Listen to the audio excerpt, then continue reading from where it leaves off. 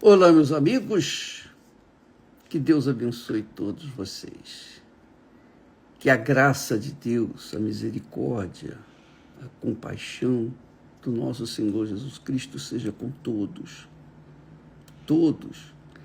e obviamente o é quando todos creem.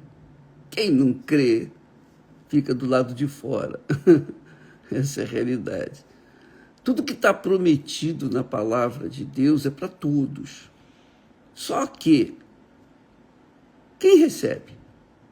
Será que Deus faz sorteio para que a graça de Deus, a misericórdia dele, a compaixão dele venha assim sorteada? Não. Ela vem para todos os que creem. Todos os que creem. E a crença não é um sentimento no coração. A crença é algo no intelecto, no racional. É algo no intelectual, na inteligência.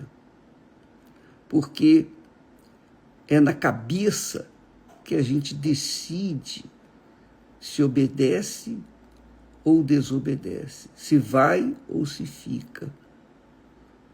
Quando nós seguimos a voz do intelecto, do racional, é mais fácil acertar do que errar.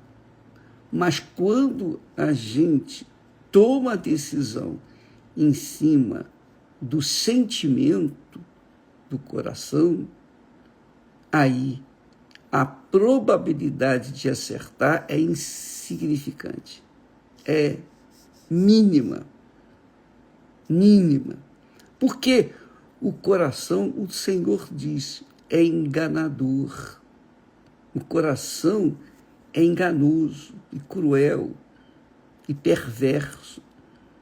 Então, quando as pessoas dão atenção à palavra de Deus em cima dos sentimentos do coração, é claro que elas não vão ter sustentação, não vão ter o fundamento, não vão ter aquele fundamento da palavra para sustentá-la com uma fé inteligente, com uma fé racional, com uma fé corajosa. A fé é interessante isso, muito interessante. Quando a gente pensa com os pensamentos de Deus, quando a gente concorda com os pensamentos de Deus, e não só concorda, quando a gente concorda e age e toma atitude em relação àquela palavra, aquele pensamento divino, então isso se chama fé, fé inteligente, fé racional, fé que traz o resultado. É o caso, por exemplo, quando lá em Hebreus, Paulo fala que a fé é a certeza, é a convicção de coisas que se esperam. Ou seja, fé é uma convicção de que Deus vai fazer aquilo que ele prometeu que faria, só isso. Isso não é um sentimento, é uma convicção, é uma certeza. Você tem certeza, então você vai. Por exemplo, quando a pessoa pega um avião, né, ela vai com certeza, ela vai com fé de que a companhia colocou para conduzir o avião pessoas competentes. E a pessoa entra no avião, a gente entra no avião sem fiscalizar, sem procurar saber se o comandante tem ou não habilidade. A gente simplesmente vai, entra, senta e pronto, acabou. E espera chegar no destino. Isso se chama fé. A mesma coisa com respeito à palavra de Deus. A palavra de Deus, ela tem que ser crida dessa forma. Está escrito, então eu vou obedecer, eu vou executar, eu vou crer, eu vou fazer e vou esperar, vou aguardar o cumprimento daquilo que Deus falou. Isso é extremamente importante. E tem mais uma coisa. Muitas pessoas, porque têm uma fé na palavra de Deus no coração, a fé vem do coração, aquela fé sentimental, aquela fé envolvente, aquele sentimento envolvente, que, por exemplo, você lê um texto sagrado, as pessoas leem os salmos, Salmo 23, o Senhor é meu pastor, nada me faltará. Isso realmente faz com que o coração se alegre, mas se a cabeça não estiver firme naquela palavra, e na hora que vem o deserto, ela fica em dúvida, fica com medo, é porque a fé que ela tinha naquela promessa era no coração. E o coração não se pode confiar, o sentimento não se pode confiar. Nós não podemos confiar na nossa alma sequer, não podemos, de forma nenhuma. Nós temos que confiar na palavra, ou na cabeça, usar a prática da palavra de acordo com o intelecto. E vale a pena aqui dizer também que, por exemplo, quando Paulo ele fala do espinho na carne, eu orei 3 vezes para que o Senhor removesse esse espinho. Assim Jesus também orou, não é? Aliás, Paulo fez o que Jesus havia feito quando orou 3 vezes para que o Pai passasse aquele cálice. Mas não passou e manteve lá, e ele se manteve firme. Se a fé, por exemplo, de Paulo estivesse pautada nos seus sentimentos, no seu coração, ele não iria suportar. Ele iria pedir 1000 vezes para que Deus tirasse e não iria resolver o problema. Como foi o caso que Deus falou para ele, a minha graça te basta. Eu não vou tirar esse espinho, porque esse espinho tem um propósito, tem uma função. Então, o espinho que Deus não tirou, não removeu da carne de Paulo, foi mensageiro de Satanás. Foi o diabo que colocou lá. Porém, Deus permitiu e usou esse mensageiro de Satanás, esse espinho, para que Paulo viesse aprender a, digamos, a crescer, desenvolver a sua fé. E é com os problemas que a gente desenvolve a fé.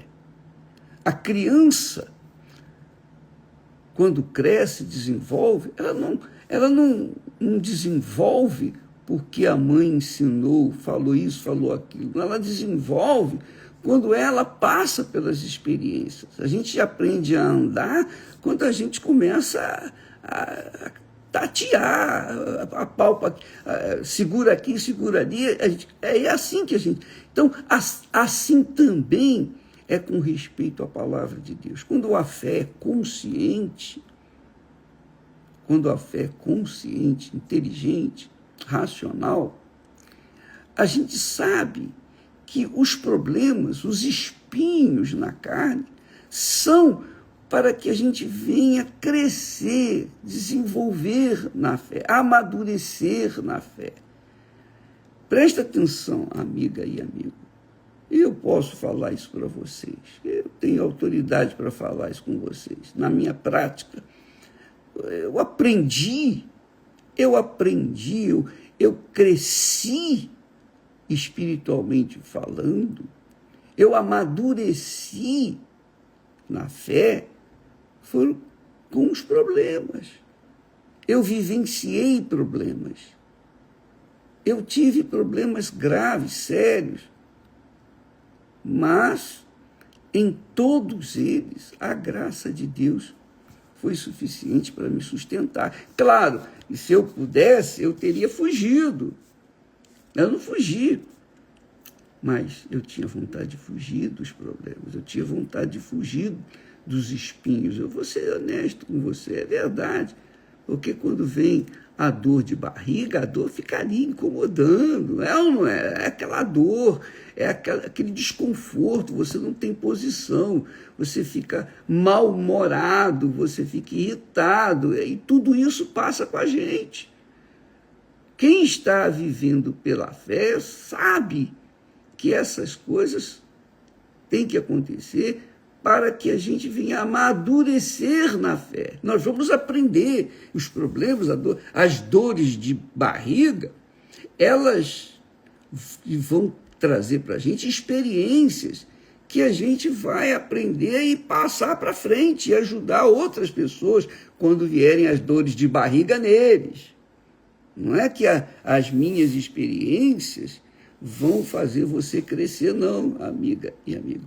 Você só vai crescer na fé, você só vai amadurecer na fé quando você passar pelos problemas, pelas dificuldades, pelos desertos. Não foi à toa que Deus, quando tirou o povo de Israel lá do Egito, o levou para um lugar mais longe, mais distante, um lugar espinhoso, um lugar que não tinha água, que não tinha vegetação, que não tinha conforto nenhum, zero.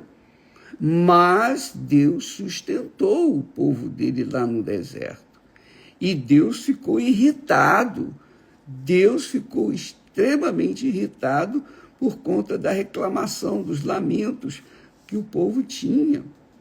Mesmo tendo visto os grandes milagres, mesmo tendo visto a coluna de fogo à noite, que era o Espírito Santo, e vendo a coluna de fumaça durante o dia, guiando o povo, eles estavam vendo fisicamente a coluna de fogo e de fumaça. De noite era fogo e durante o dia era de fumaça. Mesmo tendo passado pelo meio do Mar Vermelho a pé enxuto, mesmo tendo visto as 10 pragas lá no Egito, quer dizer, milagres, milagres, milagres e mais milagres. Mas na hora da dor de barriga, aquele povo voltou atrás e começou a lamentar e se esqueceu dos milagres. Então, não fundamente a sua fé nas conquistas materiais, nas maravilhas, nas curas, nas libertações. Não deposite a sua fé em Deus porque Ele curou você. Os 10 leprosos foram curados e 9 mantiveram-se curados também, só que foram embora cuidar da vida deles. Não mantiveram a fé em Jesus. Mas o outro voltou, e só o outro que foi salvo. Então, as experiências que os espinhos na carne trazem para a gente, as lutas, tribulações, as dificuldades, tudo isso faz parte do desenvolvimento, do amadurecimento da fé. É isso aí, amiga e amigo. E é como o amor, a gente pode aqui fazer um paralelo com respeito ao amor. Esté e eu, quando casamos, éramos jovens, inexperientes, eu muito mais ainda. Mas nós aprendemos a amar um ao outro com os problemas, com as dificuldades.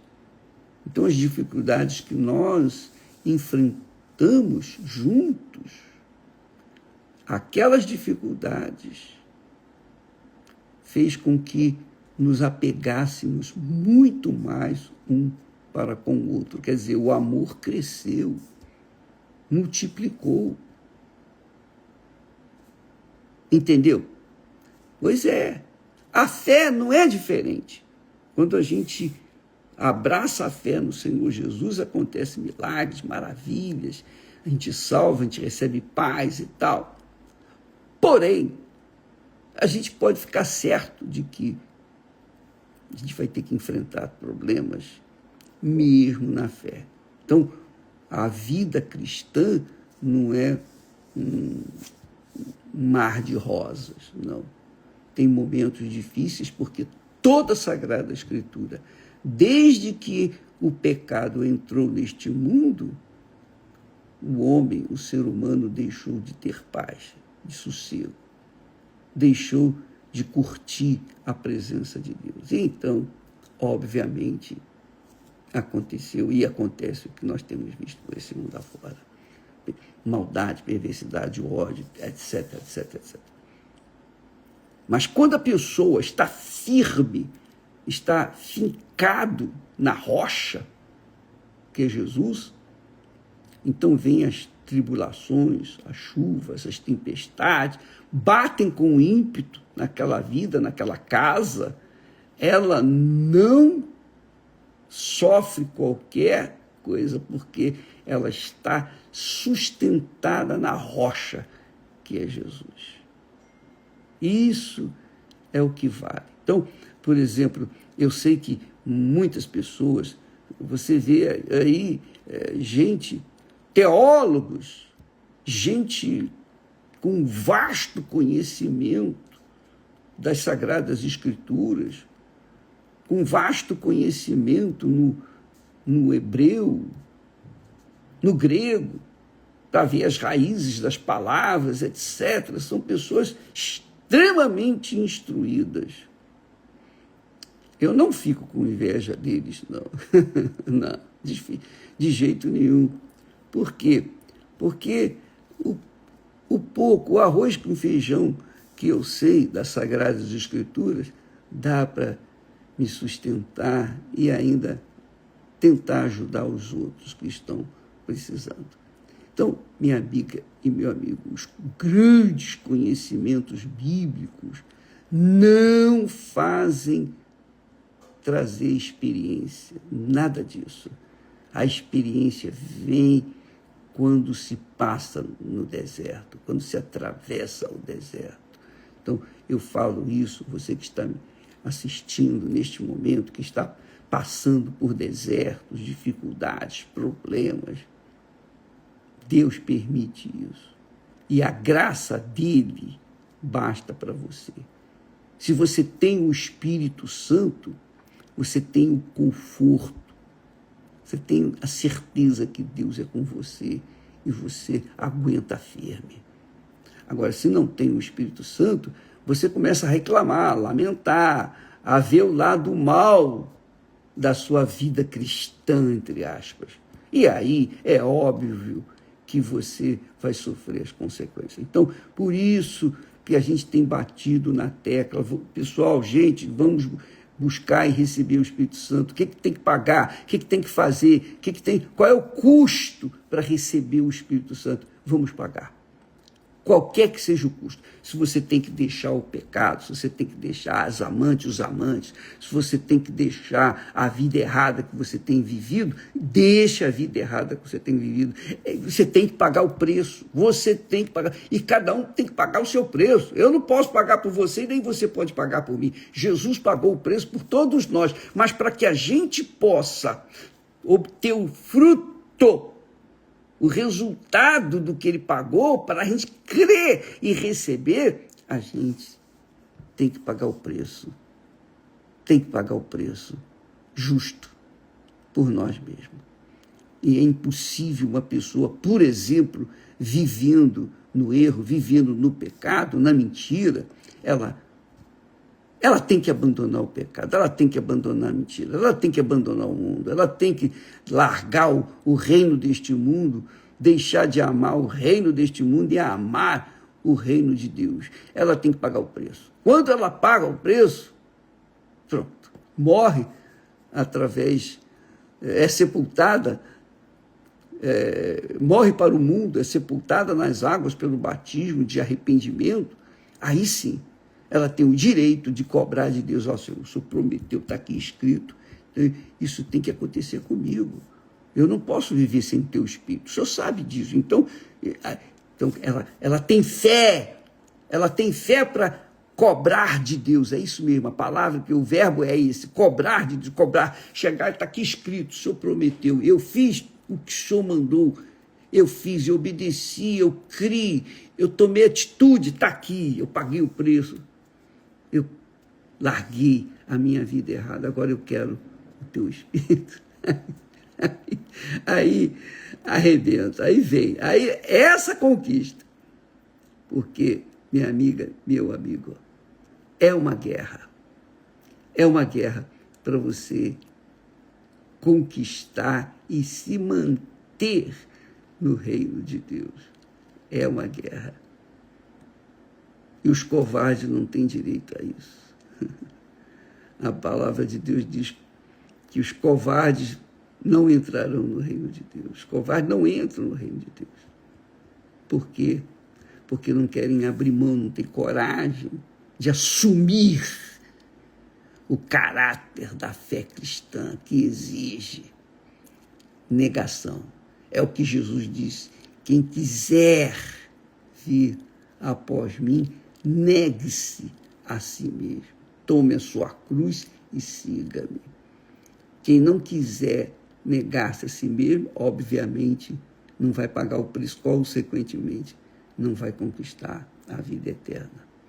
Se você, amiga e amigo, está passando por momentos cruciais, cruéis, desesperadores, então, dê graças a Deus. Graças a Deus. Graças a Deus porque você foi escolhida, escolhido.